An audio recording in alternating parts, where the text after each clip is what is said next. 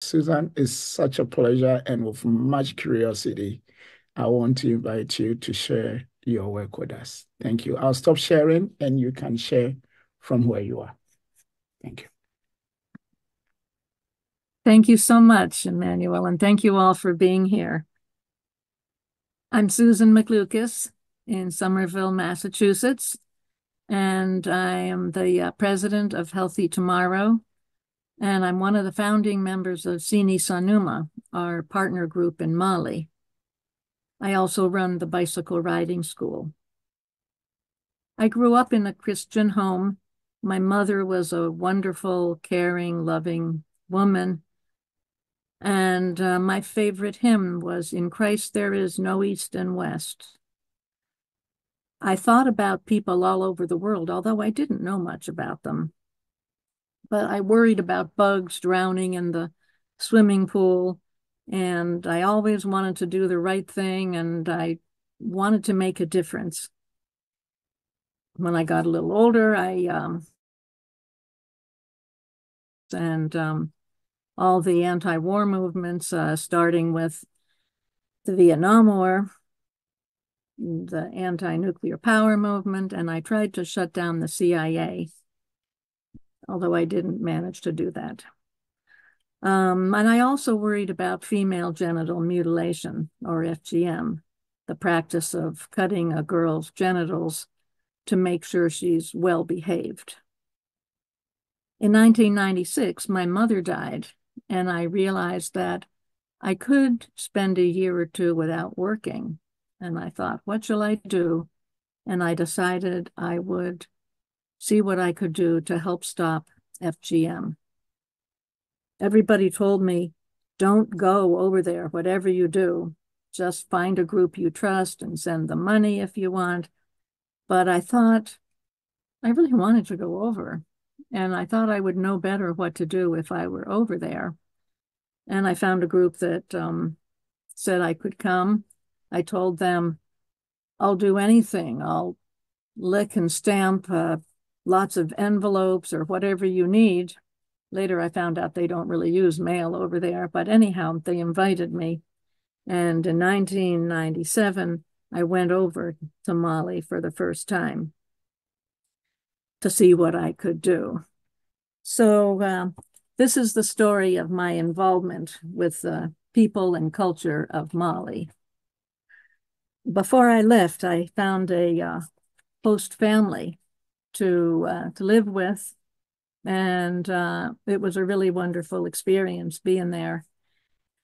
My sister Kaniba here was my main host in a way, and she has turned into a very important part of Sini Sanuma.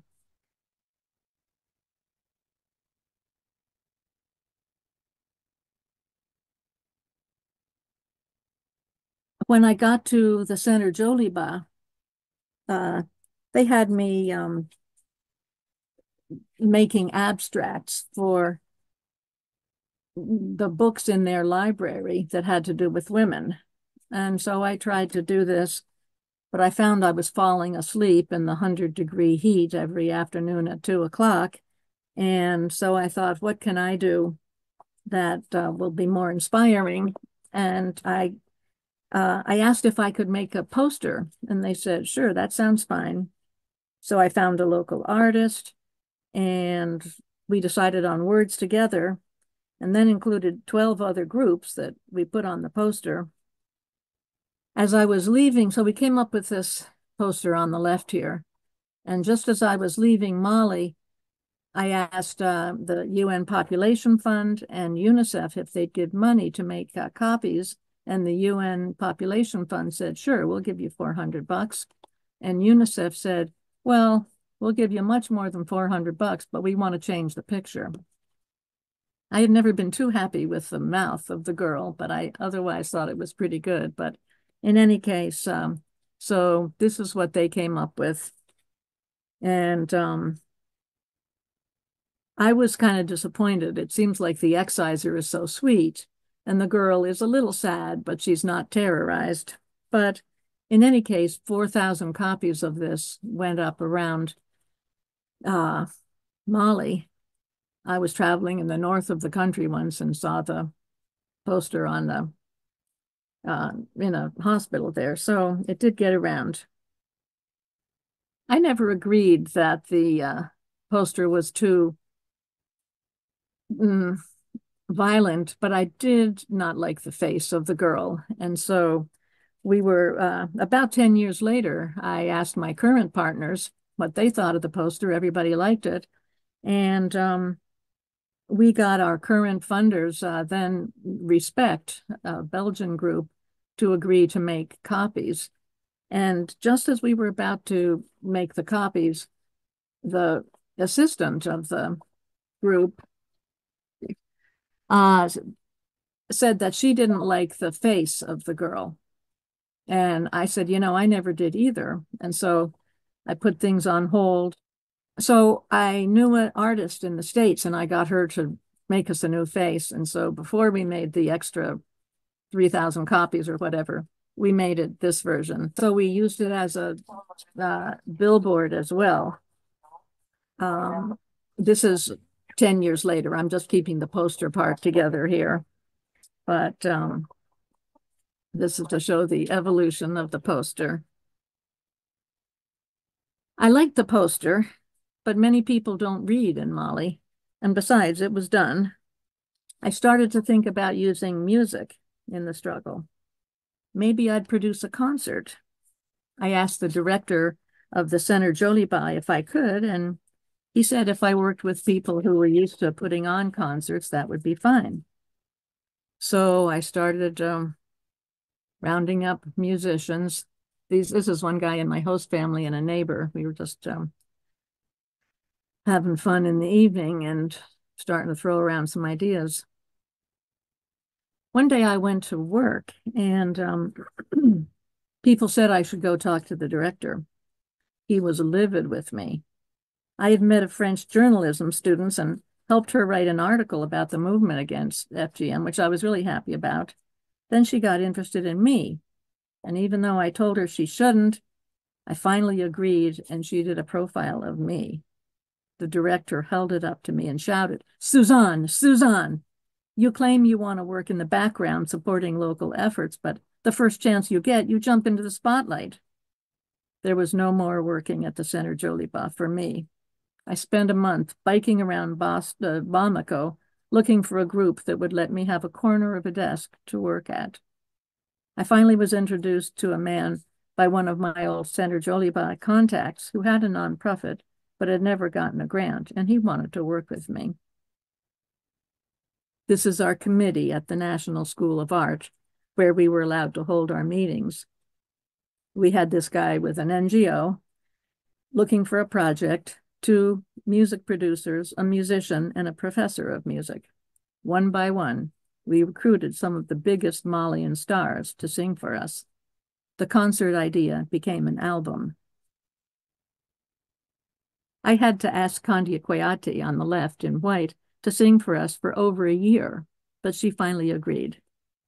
I had foolishly written a song before I went, and she used some of the words. She's a very big star, and we were all thrilled. The man on the right is Ali Bodel, the most famous Dogon musician from about a decade before. He was at the time a respected healer and preacher. I once visited Dogon country and made someone mad when I told them why I was in Mali, but when I mentioned that Ali Bodel was with us, he immediately came around, and we found a tape player to listen to his song, and he said he would play it on the radio, and he wanted another copy for a friend. So it really helps to work with the local stars. As I was making the album, I was getting to know Shaka Traore, the current president of Sini Sanuma. He was working in a store on my way into town, and I would always play him the new song I was working on. He had agreed early on to put up the poster in the store where he worked, and he would explain to his customers why he was against FGM, and sometimes even hold meetings about it after the store had closed down, even though his own mother was an exciser. You see the poster there in between us at the counter. Making this album was one of the greatest experiences of my life so far. It came out as a cassette and a CD that I made for people in the US and also to give to the radio stations in Mali. Our grant for the album included contracts with 10 radio stations to play it, which they did a lot. Here I am biking around Bamako distributing tapes to different NGOs I knew of who said they wanted them. As I rode around town, I heard the album playing out in the open air motorcycle repair place. Then I'd go pick up some pictures and it would be playing in the photo shop. It was everywhere. I was in heaven. The album came out right at the end of my stay. We were supposed to make music videos for 5 of the songs. I considered going to UNICEF and suggesting that they give my partner NGO guy the rest of our money little by little as he did the work, but I thought that wouldn't be being a good partner, but I should have. He threw the money at a few producers and they did some work, but we didn't end up with any usable music videos. After 3 or 4 years, when I was somewhat over the irritation and disappointment, I decided to make the videos anyway, even though the money was all spent. Aramaya Lomba on the left here was one of the singers who sang backup on the album, and he wrote his own song and started a music video to it. I liked it quite a lot and worked with him to make it better. Here he is singing, "This is a message to all of you," in his song, "Ça fait mal," it hurts. Unfortunately, he came 4 hours late to film the new parts of our video, and the 30 people from the village who had been there to be in the video had left. But we did what we could with our little group. I had asked him to see what he could do to dispel the shame of being unexcised, and he started out his song with his wife being insulted, called unexcised. She laughed it off, saying she was happy about that. And then this handsome, popular singer gave her a big thumbs up. Hopefully that gave people something to think about. The photo on the right is from the video to Kandia Koyate's song, "We Can Say No." Here the people have all decided not to do excision of a few girls that had been planned after a couple of neighbors heard the cries of the girls and came in and talked everybody out of it, including the exciser. You can see all the videos on the website, stopexcision.net. This is another video we made, "I Abandon." One of my partners told me about an exciser who had written a song. Ever since I made the album, people were always coming to me saying they had another song, and I said the album was done and the funding was gone, but he correctly guessed that I could not resist a song written by an exciser, even if I had to pay for it myself. So I helped them record the song, and we got a little grant from the women's ministry to make the music video for it, and we got 17 excisers to sing in the chorus and dance. The first time we showed the video to a little group, someone said she knew the singer and she was not an exciser. We spent months trying to decide what to do. Do we scrap the whole thing or just change the words to not claim the singer was also an exciser? We planned a whole delegation to go talk to her and ask her about it. She said very matter-of-factly that no, she was never an exciser. She just wanted to help. I'm not sure, but I guess the man who first told me about her song probably told her to say she was an exciser. We finally just decided to change the words in the video, calling her an exciser, and used the video. And my friend at the TV station who played our videos told me that he didn't see how anyone could watch the video and still be in favor of FGM. The song says that the exciser couldn't sleep at night thinking of the cries of the girls she'd cut. So she convened a big meeting of other excisers, and they all decided to throw their knives in a hole and bury them. After I'd been in Mali for a few years, I noticed that the famous film Mulade never had been played on Malian TV, even though it's in the Bambara language, the local language in Mali. So I looked into putting it on TV. I first talked to a man who said he had the rights to play it on TV, but he kept putting me off, saying he'd tell me later how much it cost. It turns out he wasn't the person at all. Then I tracked down the real people in South Africa who have the rights to play the film. And I told them that the main star was uncomfortable with a scene, a sex scene in the movie, and her husband was upset about it. I asked if by any chance we could pay a little more to get a special version for Molly that cut that scene out. They said, no prob, and send an edited version. When I told the star that this was coming, she jumped into my arms and hugged me. She was so happy. The other film that we played in recent years, 2019 to 22, was In the Name of Your Daughter, and its trailer, which I created in French. It tells the story of a safe house in Tanzania, where girls can get refuge from families who want to have them cut. Only when the girl herself and the director of the safe house believe that the parents no longer plan to excise the girl will she be returned to the family. The film shows what can happen when a law against FGM is in place and taken seriously by the police and the courts working with NGOs. Our office has served as an informal safe house on occasion, and the other week, a high school girl Googled and found Sini Sanuma and called the office, and Shaka sent one of our best activists out who convinced her family to let the idea go and leave her whole. When I wasn't sure what to do, I would ride around Bamako, stopping in at clinics or any place that seemed promising, and see if they wanted to put up a poster or two. Both of these women worked in clinics and had taken posters. Every couple of weeks, they would each call me up and ask what else I wanted them to do. I said, you can see who else might want a poster, but I knew there was more that we could do. I asked them to meet me at a restaurant, and we'd decide what people who wanted to help in the movement could do.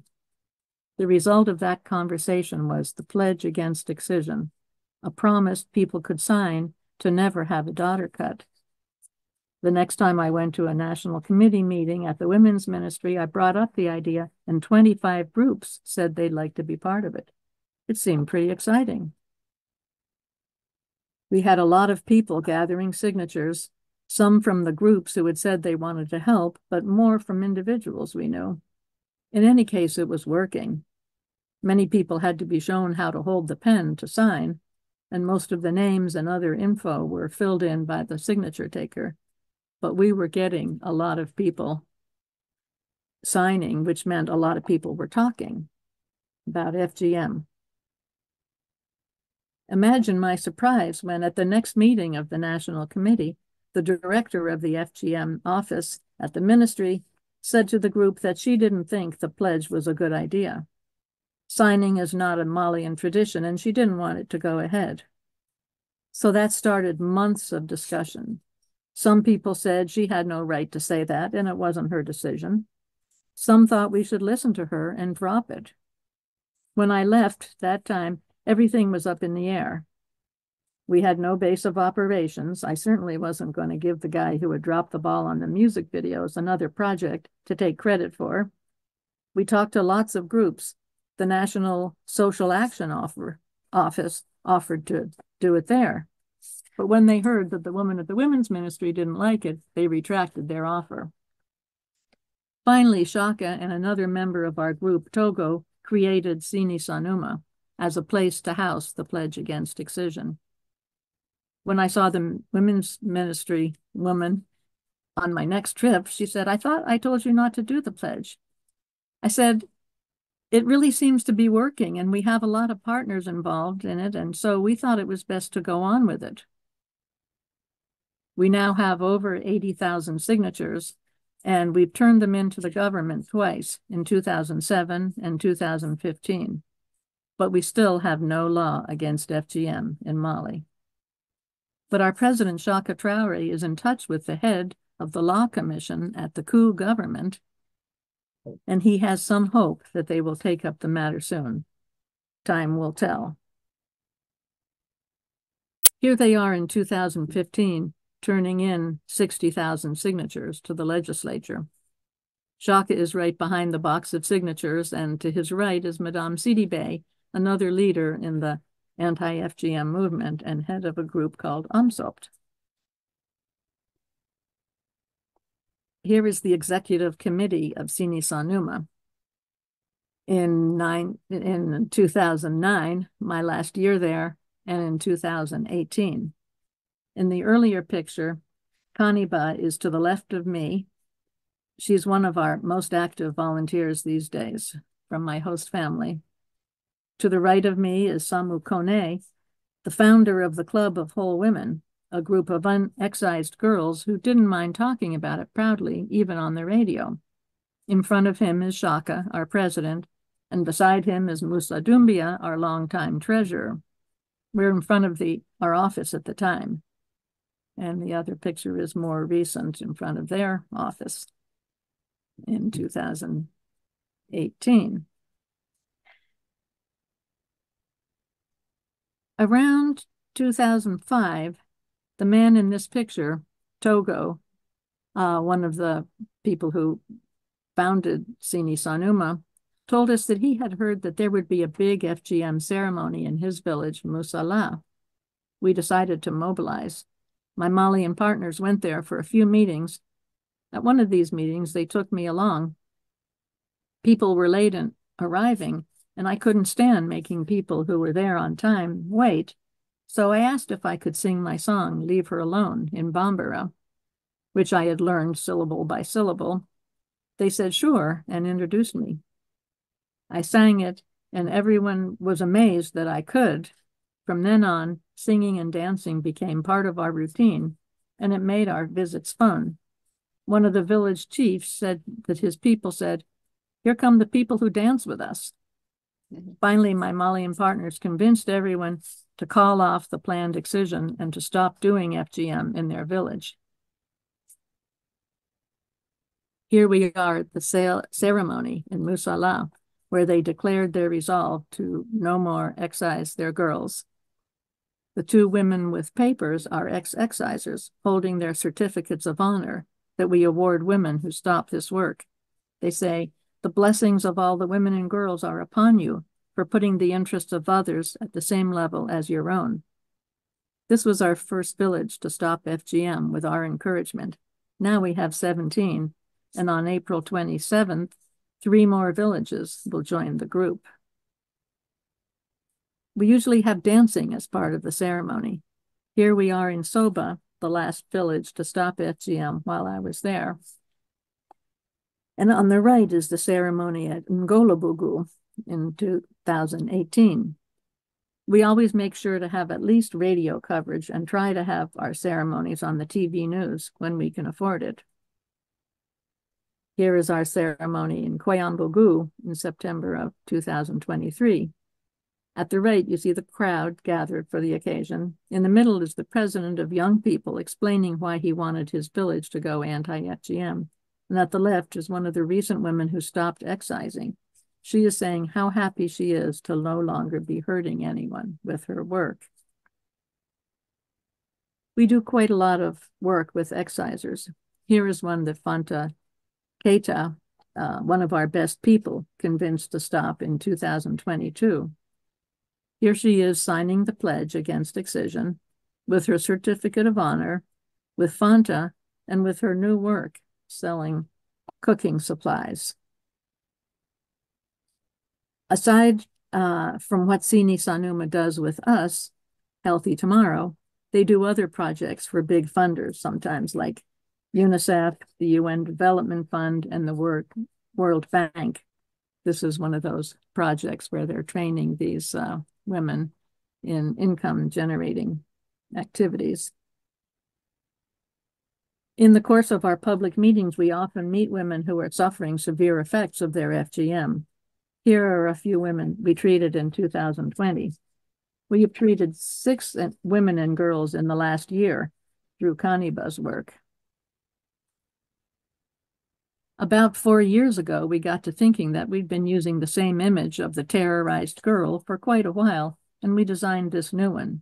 It reads, I love my daughter, so I'm protecting her from FGM. We hope the more positive message will appeal to some people who might have been frightened or triggered by the more violent one. One time a few years back, Andrea Morris from close to Africa saw this billboard and got thinking about FGM. She went into Sini Sanuma's office and started working with us. Then she heard that we had some land that we hoped to build on, and she thought her country, Hungary, likes to finance building projects. So she got them interested and found a German pharmaceutical company, Gideon Richter, to donate as well. And they are building a center for us. It will be our office, a safe house, a training center, and a medical office. We are excited about how much more we'll be able to do in this space. Here they are building it. It should be done in August. Then we won't have to pay rent anymore, and we'll have room to do much more than we have so far. Let's see. I think that's enough for the pictures.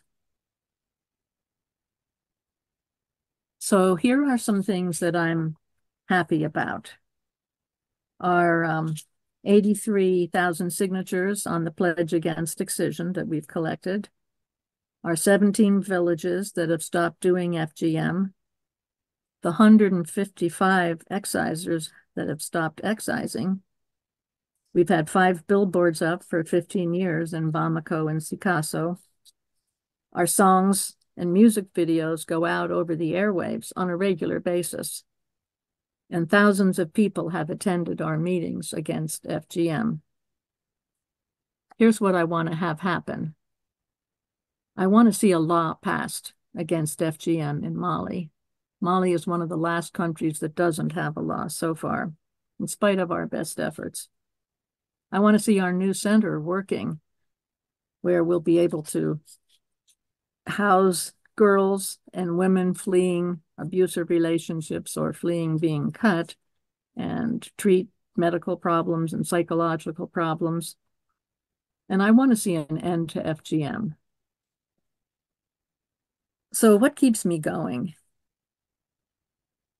I can see progress over the years. More and more people these days say that their families don't do FGM, and I don't believe they're just saying that to me. And I have really good Malian partners. They're giving their all to this cause, and so I feel like I might as well do the same. Every village that decides to stop excising, and every exciser that decides to stop, especially those who become spokespeople, which many do, and every preacher that we convince to start preaching the FGM message makes me really happy and glad to be part of this movement.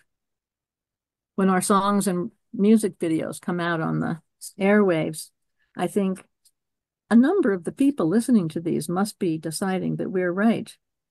And Sini Sanuma is my family. I wouldn't think of leaving them. I feel like I'm making a difference, and I want to see how this turns out. Our website again is stopexcision.net. Thank you for listening. Thank you, Susan. What a story. It's a life story. It's not a project story. Thank you. Thank you. I've learned something new today about you. This is amazing. We're going to open this up for questions. We still have some time. We have about 15 minutes to get this right. So I won't take any more of this time. If anyone is ready, you have burning question you want to ask Susan, please go ahead and do so. But this is Diana also is saying this is amazing work. Yes, this is really inspiring work you're doing there. So question and answers, anyone? Feel free to go. I have one myself. So 2 questions. I did not really, so one, I'm going to ask you to explain the basic premise of why you're doing this in the first place. What is so wrong about FGM? I'm asking the basic question. I just want to give you the chance to speak to that a little bit. And 2, I couldn't help to resist that you resorted to using media in your campaign. So the music, the video, the billboards. Why did you use those methods instead of something else? If you could speak to it. Thank you.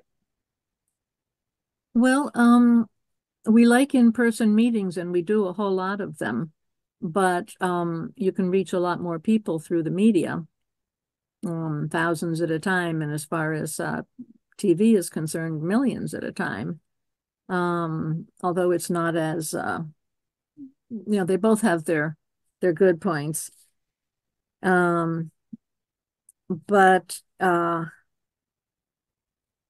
yeah, we just wanted to use both. I would say our work is about equally divided between in-person meetings and media. And then what's wrong with FGM, I'm sure people here know, but anyhow, first of all, is the agonizing experience and maybe humiliating for some people. I don't know, but it's just so incredibly painful to have your genitals cut. And the reasons behind it are so horrible. They just want to be sure no girl will ever, be promiscuous or a woman. And so before anyone does anything you don't like, you already punish them just to be sure they won't. And it's just a message to the girl, your body isn't yours, it's ours. We do what we want. And I've seen some people say you can see after a girl has been cut, when they're young, they're like all bright-eyed and, happy, and then maybe they never quite get that feeling back. But in any case, so just the experience itself, but then the long-term consequences, they really vary from person to person. But many people have infections chronically, vaginal or urinary, or it just healed wrong. It just hurts the whole time. Lots of medical problems, and then psychological problems. A lot of people have PTSD. They're always, what's the next terrible thing that's going to happen?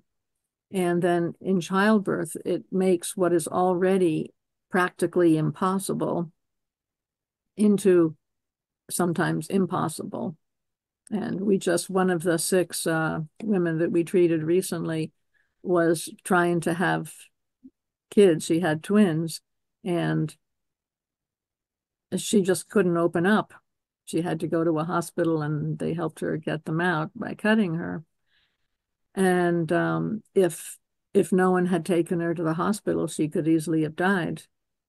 And then another one that we treated just a few months ago had just had a kid, and the kid died. The labor was so hard, but and she lost a whole lot of blood. She almost died, but we got her to the hospital in time, and she's doing okay now.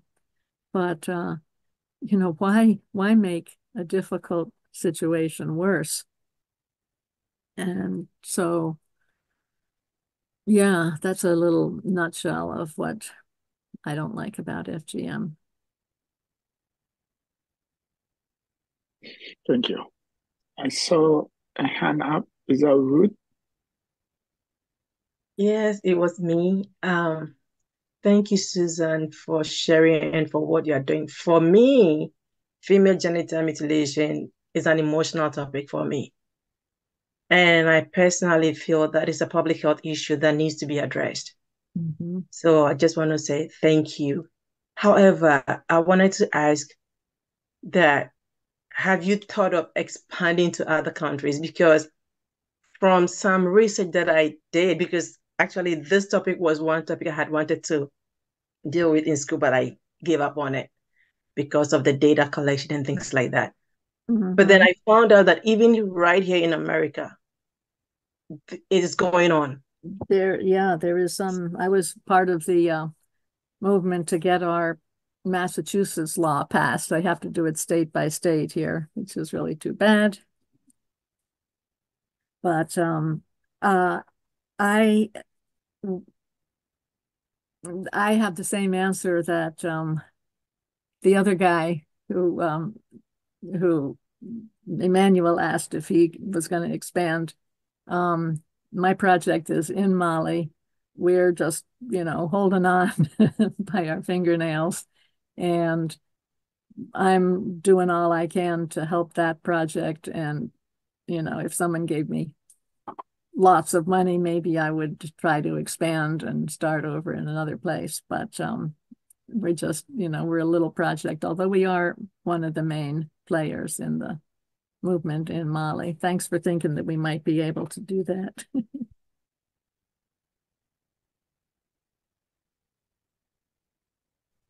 Okay, Susan, I have a question for you. Mm-hmm.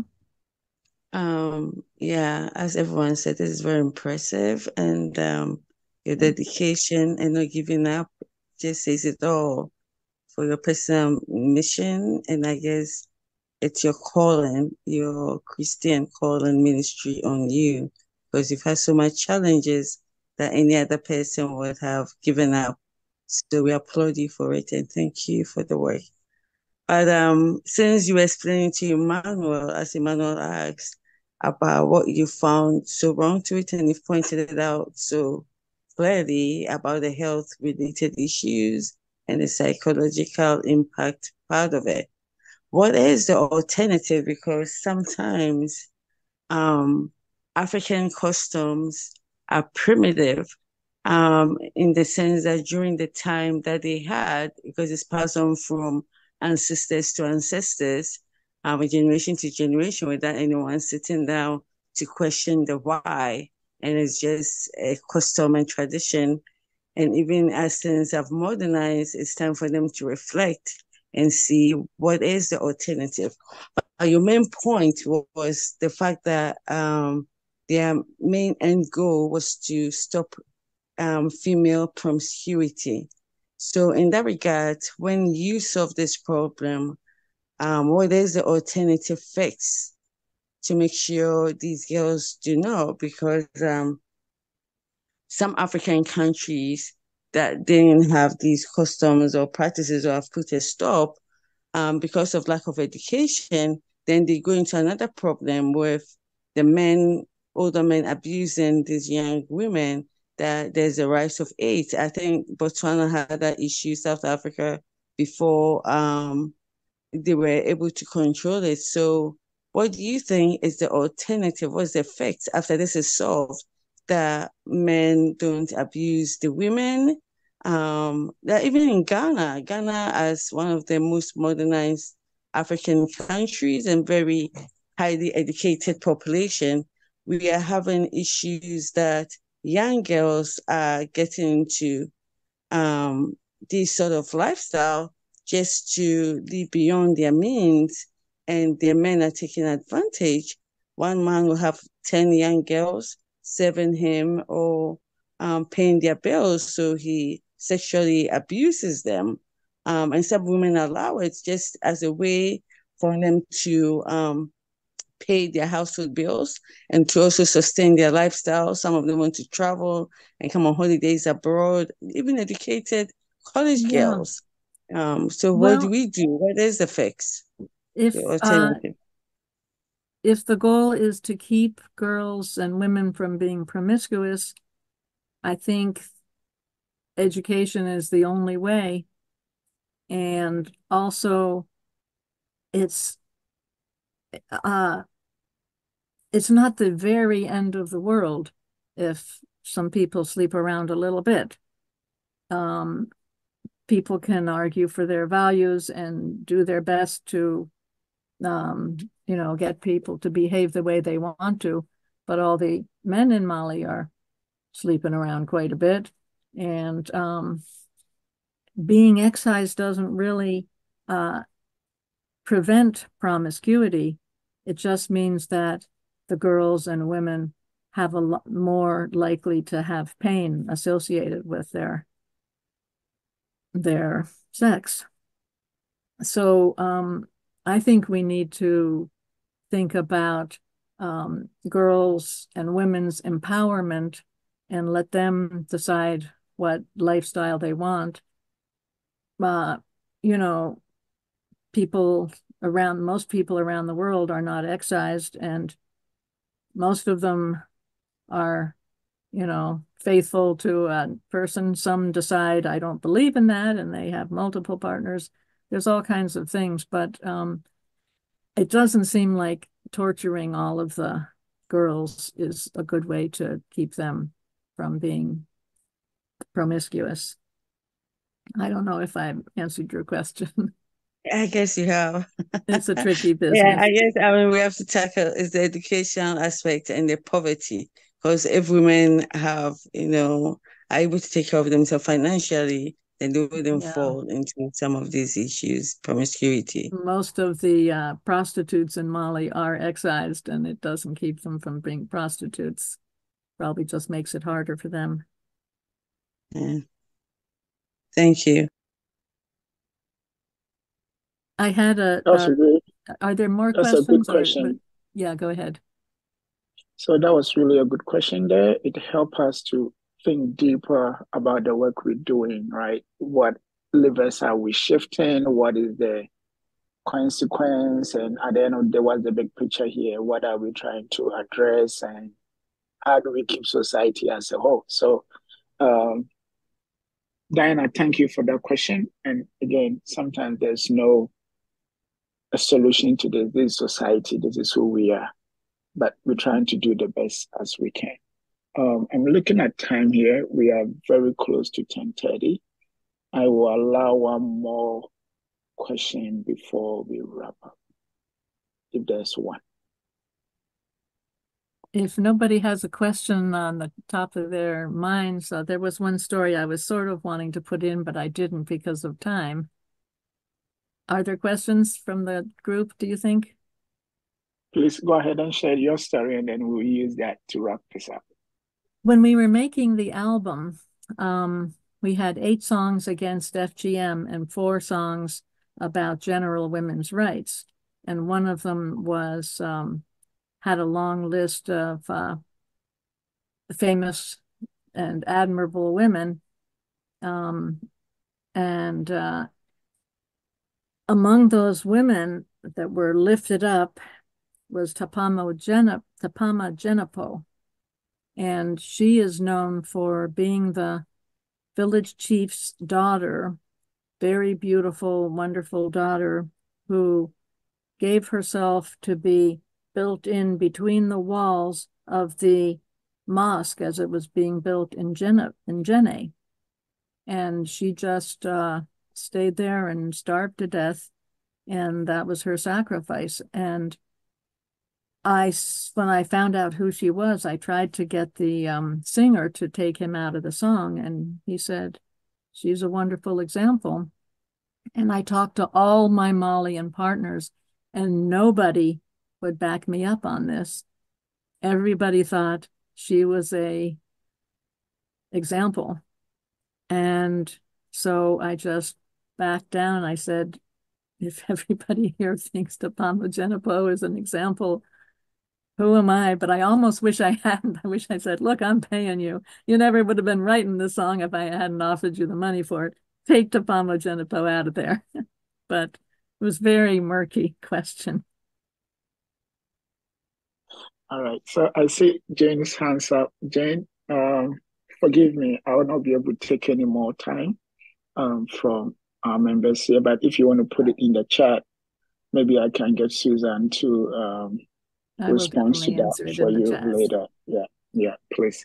So with that said, I want to bring today's meeting to a close. But before I do that, if anyone have any upcoming event or some announcement you want to shout out or put it in the chat, please go ahead and do so.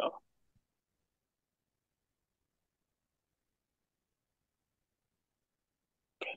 No announcement. And for ADEA members, please. Oh, I just thought anybody who wants to be on our mailing list, we'd be very happy to put you on through our website. Yes. And Susan put the website in the WhatsApp, in the chat. You can have it. And I also will share a slide, and then we will also share the video in case you want to listen to the presentation again. But on behalf of the entire ADEA community, Susan, we want to say thank you for joining us this morning, for sharing your work. It's your life work. It's not a project work. This is you. So thank you for sharing your life's work with us. This will be part of us for a very long time. And it's why we do this is it helps keep all of us going because it's a long journey, right?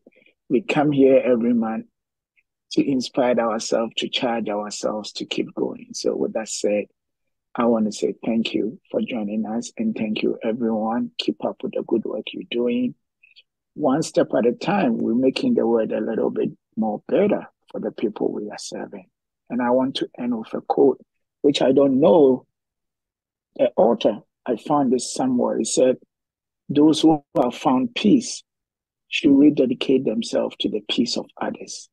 And I see that embodied in the ADEA community. You are choosing to help other people. You could have just mind your own business, enjoy your peace, but you have rededicated yourself to the peace of others.